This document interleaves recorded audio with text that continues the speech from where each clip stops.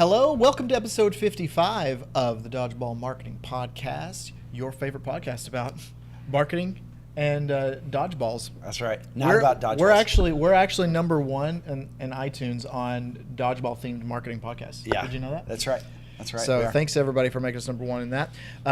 Today, we're going to talk about SEO maintenance for better site performance. So a lot of the stuff we talk about, Michael, is really content focused, really user focused, like getting links, articles, things that people can see. But a lot of this stuff doesn't really matter unless you have these fundamentals in place. Yeah, that's right. They're like some basic maintenance things that are kind of easy to forget about and take your eye off of. And we talk about it a lot, but it's like this block and tackle kind of stuff where like get the foundation in order so that when you do your content and you do everything on top of that, it doesn't crumble because you've got bad infrastructure. Yeah. So it's infrastructure is what we're talking about. So Michael, why don't you take the first one here on SEO maintenance for better site performance? Yeah. So number one, have site backups in place. You might think, big companies, they've got stuff like this handled, or that our hosting company handles that.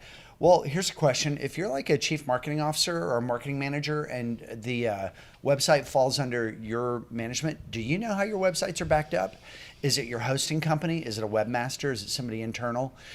This is the kind of thing that you need to have documented. And when the site goes down, you need to have a go-to place for how to troubleshoot and understand what your recovery process is. Every company, every organization needs to have their website backed up, in my opinion, at least once a day. We used to kind of run processes where we would run a backup daily. Even on WordPress sites where we've used plugins to do backups, we would push those out to either Dropbox or to some other computer approach. And we would run those, I don't know, I'm thinking 2 or 3 years ago, we'd run those maybe weekly. Well, going back a week on most current websites would be a real setback. So we're recommending every 24 hours having a backup cycle run and having a recovery process documented that everybody in the company knows exists. Yeah. Important. That's the kind of a nightmare scenario for people that if your site goes down or gets deleted and you don't have a backup. Yeah, so there are a couple of scenarios, and this has kind of been in the news lately, a couple of scenarios where this is really relevant. One is you have just a problem with the hosting or a coding problem, and a site goes down. You need to know, we can go back, this problem happened in the last 24 hours or maybe the last 48. We can go back 3 days and we can restore to there if it's a coding problem. Yeah. But another problem that's been in the news lately is hacking and sort of ransomware attacks. You need to be able to immediately have a set of steps you can go through to shut anybody out of access and then restore to a pre-hack situation and code base. And so, so that's a best practice. It's easy to overlook and assume that it's not going to be a problem because you've never been hacked before, but more sites are going through that now. Yeah. And should people also, I thought about this, so schedule the automatic backup. Is there an additional step to make sure that's actually happening? I think imagine so. It's a plugin and the plugin breaks or something. I would say so. I think you need to have somebody to watch the watchers. When it comes to backups, you need to have a documented process. And then if I was a marketing manager or VP, somebody kind of in charge of a website, I would want somebody once a year to review that policy with me and validate that it's working. And then I would have them quarterly go in and check and make sure stuff's working. The reason I ask is I just remembered I have an automatic backup on my website, and I'm like, I have not checked it in a long time to see if it was actually doing. Yep. The plugin maybe broke, or the API from Dropbox isn't. There's all kinds of stuff. There's a lot of stuff. To make sure it's actually backing up. And typically at GoEps, what we're doing these days is using the hosting company's backups process because it's just so stable. And they're so good, but something needs to check that box for backups for every website that you care about. That's good. Okay, number 2 here is keep your CMS and plugins up to date. So CMS, what's a CMS? Yep. CMS obviously is a content management system. So WordPress is a popular one. Squarespace is another one. There's several others. A lot of these, especially WordPress, they'll push updates to their platform, almost every week and definitely every month. And a lot of those updates to WordPress are automated now. Yeah. Which can kick off and a lot plugin of, problem. And a lot of them, so you got the CMS and you got plugins that work with the CMS. Tons of plugins are available for WordPress, for instance. And a lot of times, this actually happened with a client of mine recently where we were using an SMTP plugin.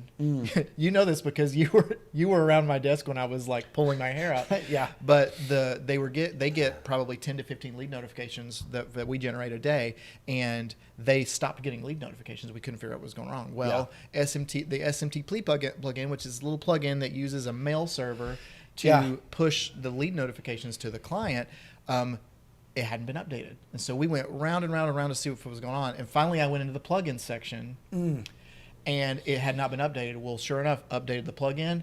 It kicked it right back up again. And so now we have a process, Michael, that we've helped the client implement is like every week. It probably should be every day, but every week we go in and go through the list. And if anything says update available, we just update it. Yeah. And sometimes those plugins don't have a heads up that they're going to experience problems. Like there can be a version update of WordPress that gets pushed and maybe they're lagging behind on getting updated and caught up with what's going on with WordPress. So occasionally the plugin managers, a lot of plugins are poorly managed. Right. A lot of plugins are kind of zombie plugins that are out there in the plugin marketplace. And that's a problem. And they're not managed well. So free plugins, there's a lot of vulnerability with those with that ecosystem. It's the downside of WordPress. I would say plugins is the single big downside of WordPress because of security and plugins. And we love it, we still use it, but you can't set it and forget it the way you can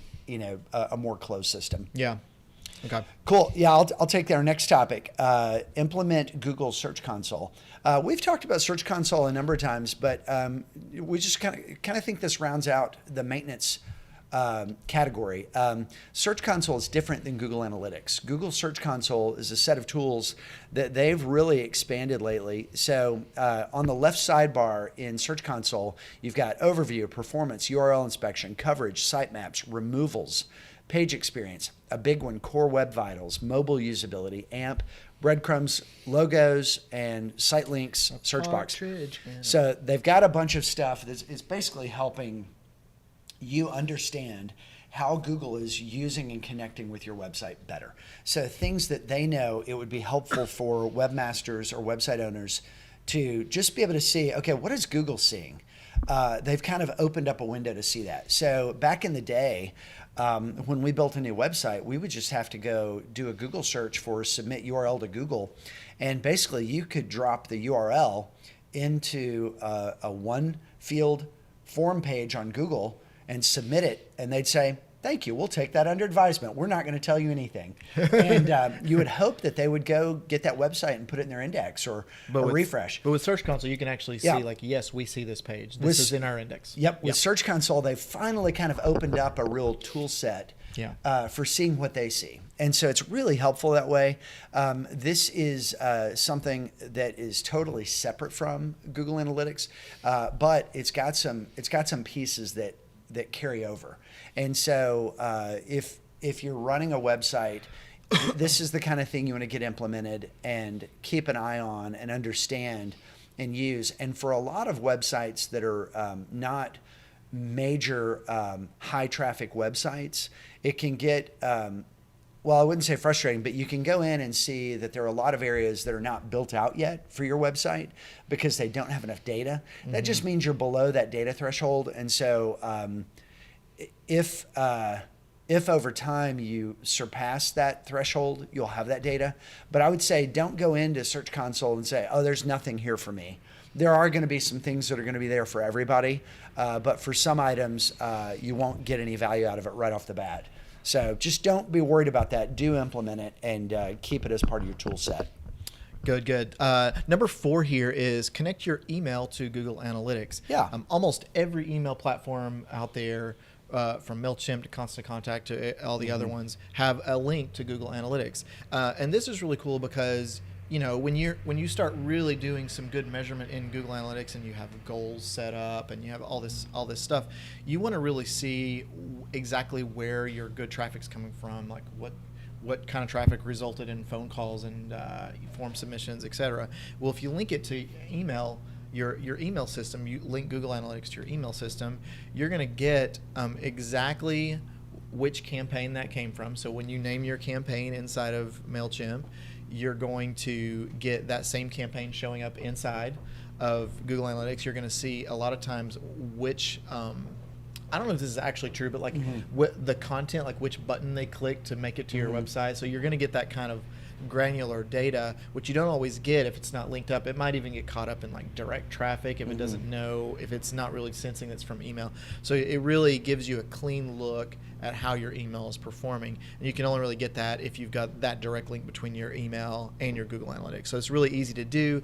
Usually just a button that you click a setting inside of MailChimp or Constant Contract or whatever you're using, and just link those up and you can get a good clean look at your email data. Yeah, and the alternative to that is that you're using your email metrics in depth in your email platform, whether it's MailChimp, Constant Contact, HubSpot, or any of the big email platforms, and you're diving into great detail there, but you don't have it connected. What that can do is create confusion in Google Analytics, and they'll often count that traffic as referral traffic. Right. If it's coming in from an email client that's maybe a web-based interface, sometimes Google isn't quite sure what traffic is if it's coming in from email. So yeah, things like, even silly stuff like, like a Yahoo email user or any of those older kind of email addresses. If you ever go through your email data, it's like a time capsule. You're seeing that a user base often has email addresses on platforms that are very old. So you might feel very up to date with your thinking around what email platform you're using, but that doesn't mean that your audience is up to date. So whatever business you're in, I guarantee you there's some Hotmail addresses out there, and somebody going in and doing a web-based interaction with their email, they may click and engage and call in, but if you don't have that connection made, you're just using that very old system that Google either is good at guessing about or not good at guessing about in terms of where did it come from. So an email is just such a major category of traffic. So yeah. Good. Next up, and we'll wrap up this episode with this topic, keep your sitemap working and updated. This is another one we mentioned earlier in this episode, Google Search Console. But one of the relics of websites not being as dynamic and active as they could be are sitemaps that are correct and live and working, but are not automatically updating when new content is added. So this is really two things. So number one, make sure you have a sitemap, and number two, make sure it's updated live when content is added to your website or changes are made. So a sitemap is just a kind of a code type of link for your site that transmits an XML layout listing of your information to search engines. So usually it's website.com/sitemap.xml. It's an XML file, extensible markup language, and it's a really handy tool.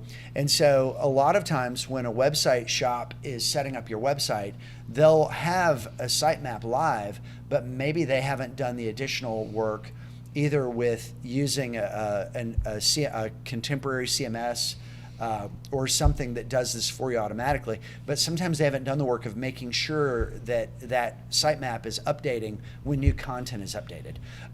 Another mistake I've seen is that the sitemap is updated automatically when a blog section is updated, because the web developers said, oh, this blog's going to get regular content on a regular basis. Let's make sure that's updated. But then you have a separate section of the sitemap for services pages, homepage, and that somehow, for whatever reason, got left out of the automatic updates. So you're going in and editing new content in your services pages and pushing new updates, and it's updating to the website, and everything you can see is fine, but you don't have anything signaling to the sitemap that content has been updated.